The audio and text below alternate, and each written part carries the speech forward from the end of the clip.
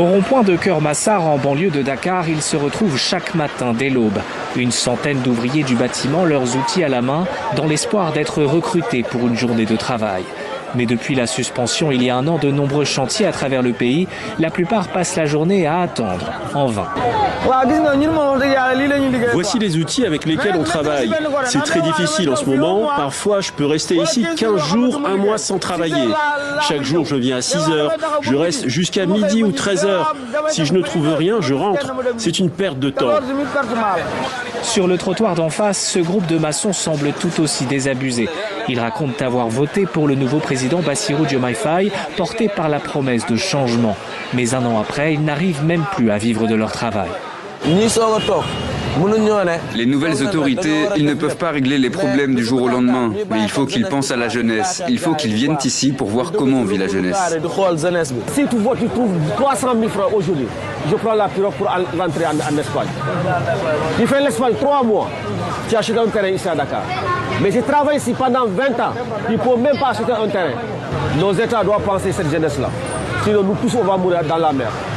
Selon les syndicats, la suspension des chantiers a mis plus de 15 000 emplois en péril dans le secteur formel et des dizaines de milliers d'autres dans l'informel. Seule une partie des ouvriers, ceux qui avaient des contrats, bénéficient d'un maintien partiel de salaire. Pour ce syndicaliste, le gouvernement doit revoir sa méthode. Nous voulons que ce pays marche. Mais quand même, pour moi, l'idéal serait au moins qu'on puisse nous appeler autour d'une table, qu'on puisse négocier, prendre les devants pour que cette situation-là ne puisse pas nous attaquer, nous impacter à tel point qu'on ne parvient plus à payer les salaires, qu'on ne parvient plus à travailler. L'arrêt des chantiers s'ajoute à une situation financière critique pour les entreprises du BTP qui dénoncent plus de 300 milliards de francs CFA d'impayés de l'État. Résultat, un recul de 10% de leur chiffre d'affaires au dernier trimestre 2024. Contacté, le syndicat des entreprises du BTP n'a pas souhaité s'exprimer.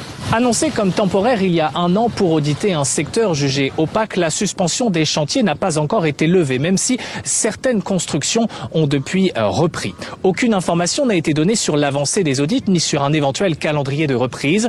Le porte-parole du gouvernement et le ministère de l'Urbanisme n'ont pas répondu à notre demande d'interview.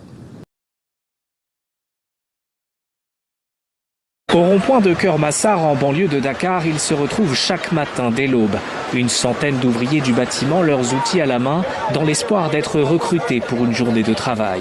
Mais depuis la suspension il y a un an de nombreux chantiers à travers le pays, la plupart passent la journée à attendre, en vain. Voici les outils avec lesquels on travaille. C'est très difficile en ce moment. Parfois, je peux rester ici 15 jours, un mois sans travailler. Chaque jour, je viens à 6 heures.